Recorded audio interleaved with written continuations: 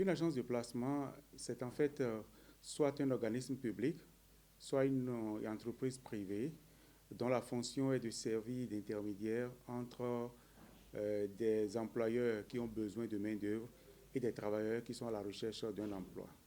En fait, ce sont des prestataires. Les agents de placement sont des prestataires qui fournissent à la demande des services tels que rechercher des candidats à l'emploi, procéder à leur sélection, veiller au paiement de leur salaire, par exemple. Les agences peuvent également, toujours sur demande, faire un suivi contrôle des employés, leur fournir, le cas échéant, des conseils ou de la formation complémentaire. Il est important de signaler ici que généralement l'agence est considérée comme étant l'employeur du travailleur et elle est payée pour ses services. C'est d'ailleurs elle qui se charge donc de payer le salaire du travailleur. Elle prélève un petit pourcentage sur le salaire qui est payé indirectement par l'employeur.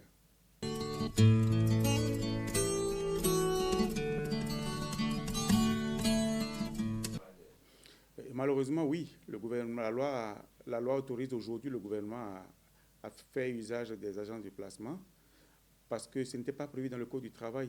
En 2017, le Parlement béninois s'est permis de prendre une nouvelle loi que nous appelons la loi sur l'embauche, qui prévoit dans son contenu le recours aux agences de placement. Donc ce qui est annoncé semble avoir été prémédité par le gouvernement, qui a pris la précaution de se couvrir par une loi que nous avons dénoncée, nous, organisations syndicales, depuis 2017. Seulement, la loi dispose que un décret doit être pris pour encadrer le fonctionnement des agents de placement. À ma connaissance, aujourd'hui, ce décret n'est pas encore pris. Et donc, de ce point de vue, je ne sais pas si le gouvernement a pris cette précaution supplémentaire. Mais pour ce qui est de la loi, oui, le gouvernement est dans son bon droit et donc on peut faire usage des agents de placement parce que la loi qu'elle a fait voter par l'Assemblée lui donne cette prérogative-là.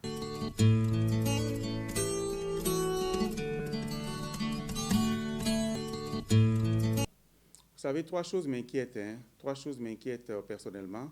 D'abord, le secteur très sensible dans lequel le gouvernement décide d'expérimenter une formule qui n'existait jusque-là que dans le secteur privé, avec beaucoup d'inconfort pour les travailleurs recrutés.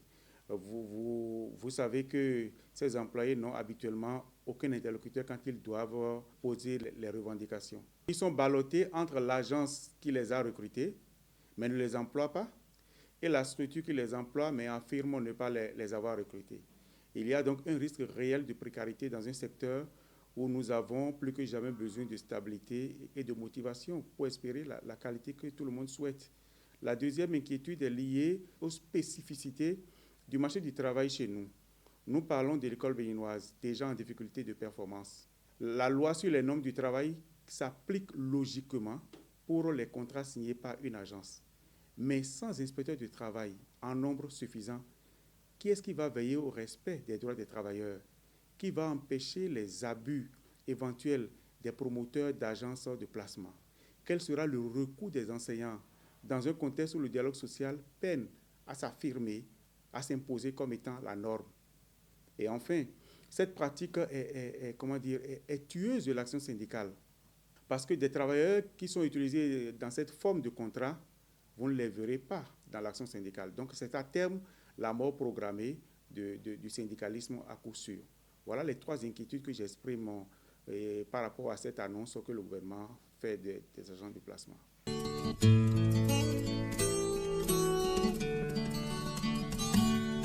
Et elle pourrait, vous savez, je ne vais pas être de mauvaise foi, elle pourrait être un avantage pour des personnes qui cherchent à acquérir une première expérience professionnelle dans l'enseignement, car l'accessibilité à un emploi temporaire est plus rapide.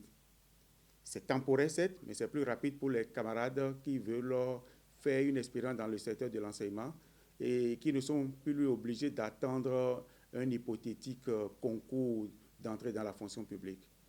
Et elle pourrait également apporter peut-être de la performance lorsqu'on sait que dans ces conditions, les travailleurs seront peut-être obligés d'être d'être performants, en ce sens que les agents de placement auraient pour obligation de faire en sorte que ceux qu'elles ont recrutés soient à la hauteur. Mais l'école béninoise aujourd'hui a-t-elle besoin de précarité ou bien a-t-elle besoin de stabilité et de certitude pour être vraiment performant? A-t-on besoin d'expérimenter tout ce que l'on voit ailleurs pour espérer avoir donc de l'efficacité et des résultats? Ou bien il faut améliorer ce qui est là, mettre de la rigueur comme on a commencé à le faire dans certains secteurs et espérer que l'école béninoise, l'école publique béninoise puisse avoir les mêmes performances que l'école privée du Bénin.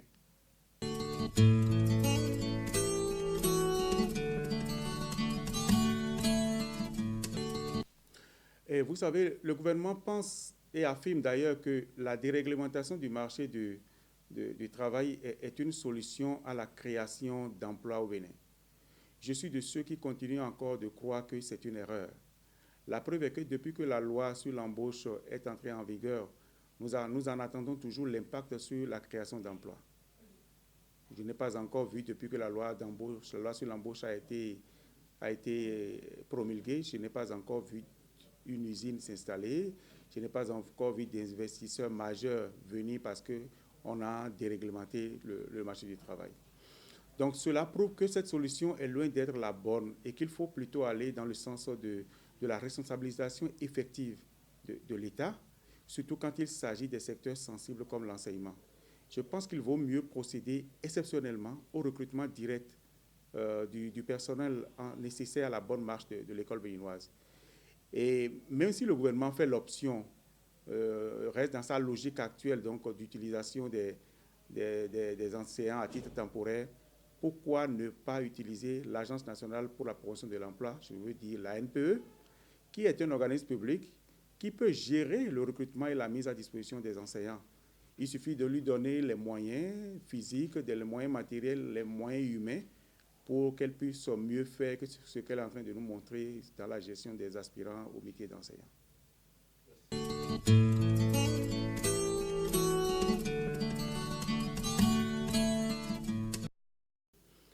Je voudrais demander au gouvernement de tenir toujours compte du contexte particulier qu'est le nôtre, le contexte dans lequel nous exerçons nos emplois au Bénin est un contexte marqué par une pénurie, par exemple, d'inspecteurs de travail. C'est un contexte marqué par une certaine sociologie et que cette propension à recourir à tout ce qui a peut-être fonctionné ailleurs ou tout ce qu'on a entendu dire ailleurs, à y recourir pour l'expérimenter chez nous n'est pas toujours la bonne solution. Le chef de l'État nous avait demandé, nous, organisations syndicales, de lui permettre d'expérimenter la loi sur l'embauche pendant quelques temps pour que nous puissions revenir discuter, voir dans quelle mesure il faut la relire. Et il faut la relire, peut-être même la mettre de côté pour aller vers une relecture consensuelle du Code du travail. Je pense que 2 ans après, 2 ans d'expérimentation de la loi sur l'embauche, je trouve que c'est largement suffisant pour maintenant faire le point. Faire le point pour que le gouvernement reconnaisse que ça n'a pas fonctionné et que nous avons besoin de trouver de meilleures solutions pour les problèmes qui se créent dans le pays en termes d'emploi, mais les problèmes qui se créent spécifiquement